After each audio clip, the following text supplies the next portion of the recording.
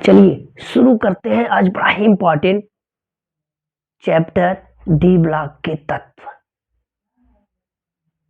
आप लोगों के ही मांग पे मैं शुरू करने जा रहा हूँ ये एक लॉन्ग वीडियो, जिसमें एग्जाम के सभी महत्वपूर्ण प्रश्न का समायोजन होगा। अगर आपने पढ़ लिया ना तो आपके पेपर में यहीं से प्रश्न आएंगे। चलिए शुरू करते हैं। वो कौन सा चैप्टर है, क्या नाम है? डी ब्लॉक के तत्व। कौन से तत्व? डी ब्लॉक के तत्व। चलिए शुरुआत क्वेश्चन से ही करते हैं। इन डी ब्लॉक के तत्वों को देखो संक्रमण तत्व कहते हैं। बड़ा ही इंपॉर्टेंट पॉइंट। क्या कहते हैं? संक्रमण तत्व। अंग्रेजी में बोला जाता है ट्रांजिशन एलिमेंट। अच्छा, ये संक्रमण तत्व है क्या? अरे बाप रे, देखो कहा गया कि इनके पास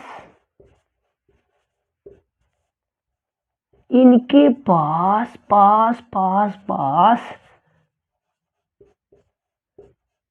अपूर्ण, ध्यान से सुनना, अरे भाई, अपूर्ण डी कक्षक होता है।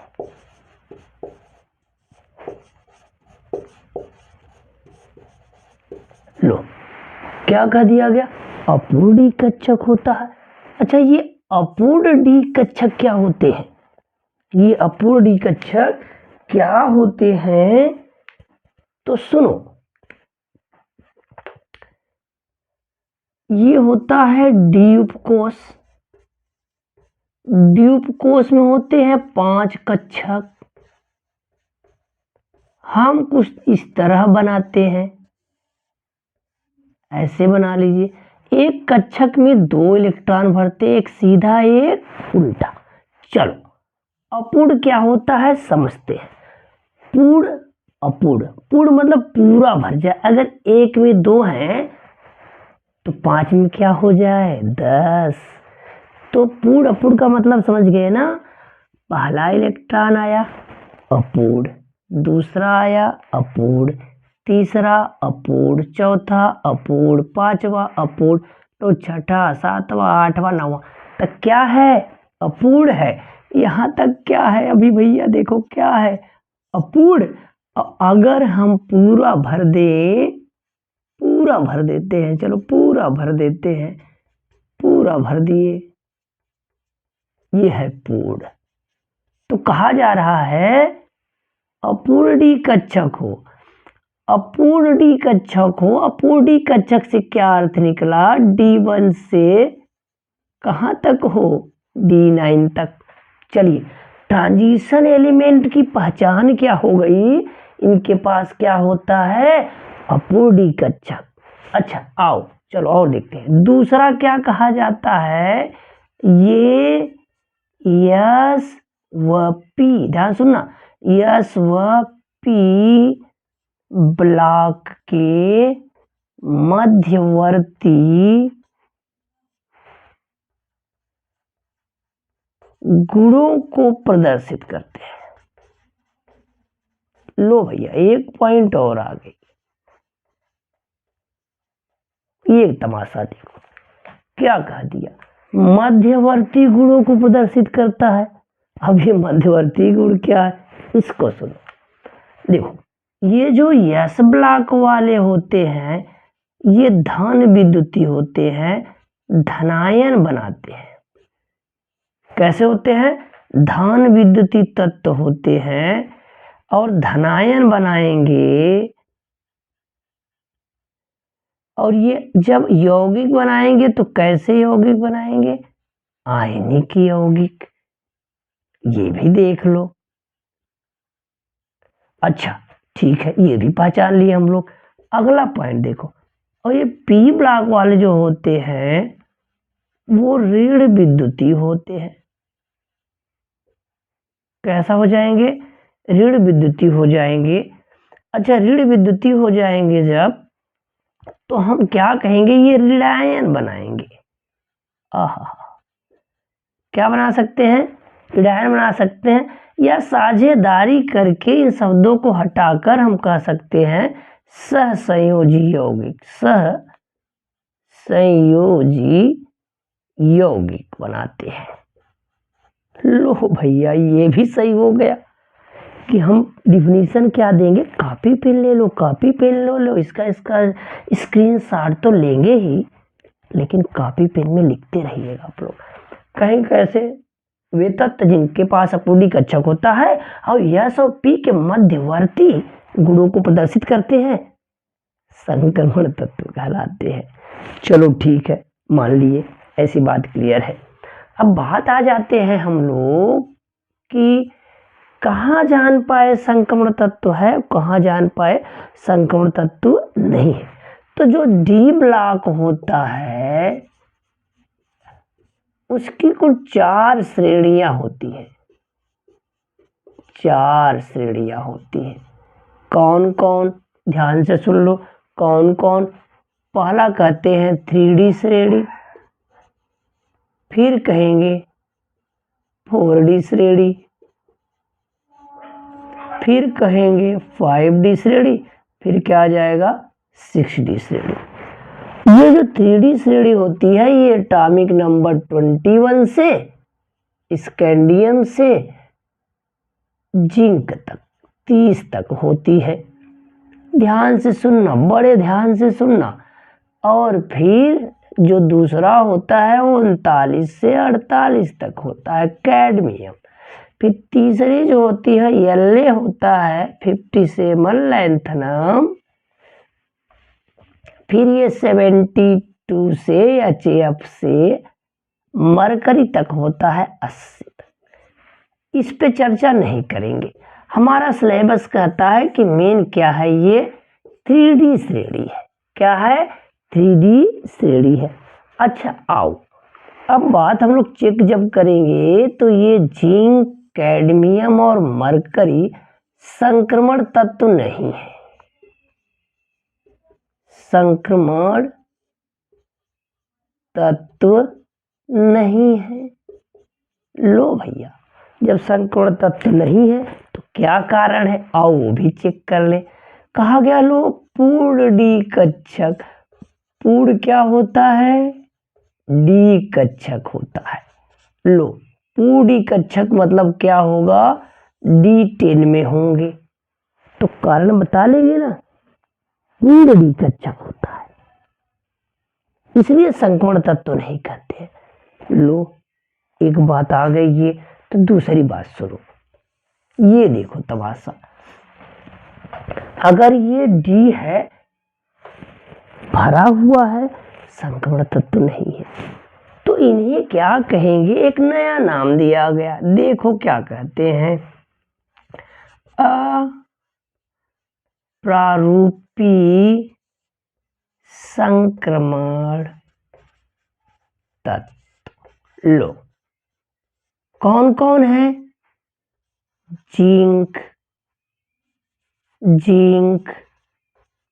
कैडमियम, मरकरी, इनको क्या कहेंगे, अप्रारूपी संक्रमण तत्व। अच्छा ऐसी बात है, तो हमको ये बता दो, ये जब हम लोग लिखते हैं scandium, titanium, vanadium, chromium, manganese, लो आयरन आया, कोबाल्ट आया, निकिल आया, कॉपर आया और जिंक आ गया। अच्छा ये वाला देखो, ये वाला देखो, अरे भैया ये भी तो D10 होता है? लो ये भी D10 होता है, ये तो संक्रमण तत्व है, और ये नहीं है। लो ये वाला संक्रमण तत्व ये नहीं है, दोनों D10 में है। हो गया बड़ा तमाशा। अब क्या बोला जाए, कैसे बताया जाए, बात तो थोड़ा सा अजीब लगने लगी, लेकिन क्या कहा जा रहा है, देखो ये होता है कॉपर, कॉपर का जब इलेक्ट्रॉनिक कॉन्फ़िगरेशन करोगे आप लोग तो आएगा, ध्यान से सुनना, 4s1 3d10। अच्छा, जब ये +1 में रहेगा तो ये 4s0 3d10, लेकिन ये Cu डबल प्लस में रहता है तो ये 4s0 3d9 कर लेता है। लो भाई, अब ये वाला देखो, ये वाला क्या कर लिया भैया, क्या कर लिया? अपूर्ण डी कक्षक। क्लियर हुई बात? अच्छा, ये नहीं, ऐसे क्यों नहीं कर सकता, उसको देखो। आओ, ये डबल प्लस में ही रहता है, इसका कॉन्फ़िगरेशन 4s2 3d10 होता है। लो, जब डबल प्लस आएगा तो 4s0 हो जाएगा, ऐसे इधर लिख देते हैं। और ये 3d10 रहेगा। लो, अच्छा, डी का जब हम बना लें, ये देखना, आहा क्या बात है, देखो सब भरे हुए हैं। इन पॉइंट में बड़े कमाल के क्वेश्चन बन जाते हैं। क्या क्या? अरे संक्रमण तत्व तो किसे कहते हैं, उदाहरण दीजिए। हाँ, कैसे लिखेंगे? वे तत्व जिनके पास अपूर्णी कक्षक हो, अंतिम इलेक्ट्रॉन डी कोश में प्रवेश करे, अपूर्णी कक्षक हो, यस और पी के मध्यवर्ती गुणों को प्रदर्शित करे, उन्हीं को हम लोग क्या कहेंगे? संक्रमण तत्व।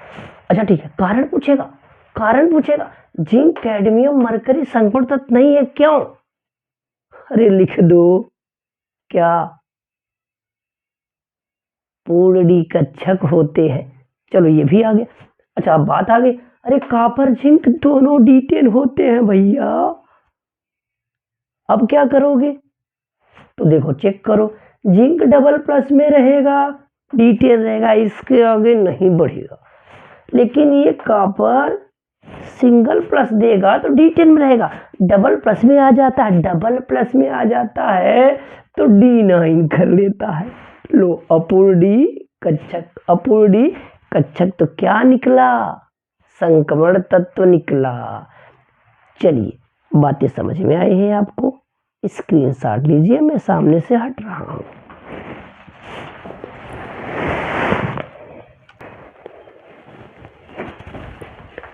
चलिए, अब पढ़ते हैं 3D श्रेणी प्रथम संक्रमण श्रेणी। 3D श्रेणी प्रथम संक्रमण श्रेणी, देखो ध्यान सुनो। अब हम लोग एटॉमिक नंबर 21, 22, 23, 24, 25, 26, 27, 28, 29 और 30 पे चलते हैं। ये स्कैंडियम टू जिंक, चलो यहाँ क्या होगा? Titanium, vanadium, chromium, manganese, iron, cobalt, nickel, copper और क्या? जिंक। चलिए ठीक है, ये 21 से 30 तक वाले थे, आपका यही मेन सिलेबस है। अच्छा ठीक है, ये तो समझ लिए।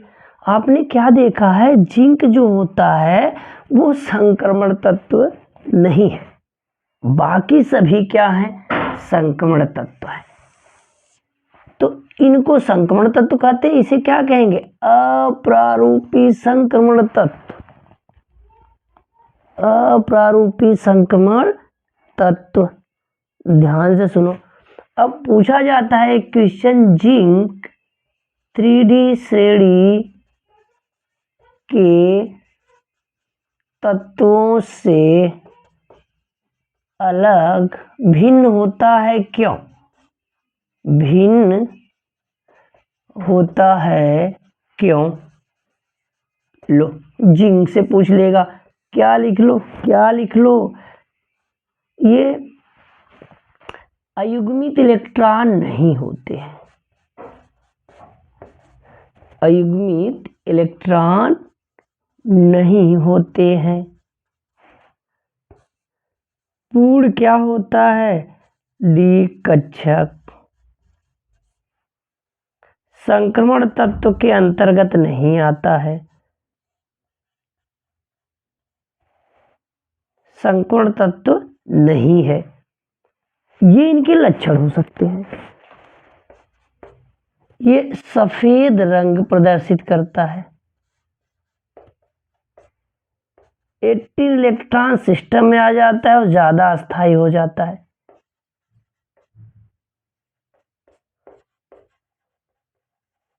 नर्म होता है। ये रहे इसकी बात। अब चलते हैं इनके इलेक्ट्रॉनिक विन्यास पे। तो दो पर ही आपके सिलेबस में इंपॉर्टेंट पॉइंट है जिस पे न्यूमेरिकल बन जाएंगे। क्वेश्चन बन जाएगा क्रोमियम और किस पे? कॉपर पे। देखो क्रोमियम का एटॉमिक नंबर 24 और इसका होता है 29। कॉन्फ़िगरेशन करो। कॉन्फ़िगरेशन कैसे करेंगे ध्यान से सुनना। अब 2 बार एस लिख लो, 2 बार पी एस लिख लो, 1 बार डी। सारा क्वेश्चन इसी में सॉल्व होगा आपका। पूरा डी जो 3D पढ़ना है इतना याद कर लो। अब भरो इनमें इलेक्ट्रॉन। 2 2 4 6 10 2 12 6 18 2 20 4 24। अरे मैं क्या ही बोल रहा हूँ। आपको कॉन्फ़िगरेशन नहीं आता है? नहीं आता है तो इतना ही सीखो। एस में 2 भरने हैं, पी में 6 और डी में 10 भरने होते हैं। इतना याद रखोगे ना। एस में 2, पी में 6, डी में क्या 10। एक नंबर याद कर लो ऐसे 122 122। इसके आगे 334 और 3 122 334 3 ऐसे याद कर लो ना। अब देखो ये देखो ध्यान से। अगर D4 आ जाए अपवाद तो ये क्या है? अपवाद है। अगर D9 आ जाए अपवाद है। चलो लिख लेते हैं 1s2 2s2 2p6 3s2 3p6 4s2 3d9। देखो 9 D9 वाला भी आ जाए। अगर वो D4 आए अपवाद, D9 आए अपवाद। ट्रिक पकड़ लो। 4 और क्या 9 क्या होंगे? अपवाद। तो सही क्या होगा? आपने क्या कर लेना है? 4s1 3d5। इसको क्या कर लेना है? 4s1 3d10। अब ये सही वाला है और ये बाई रूल है।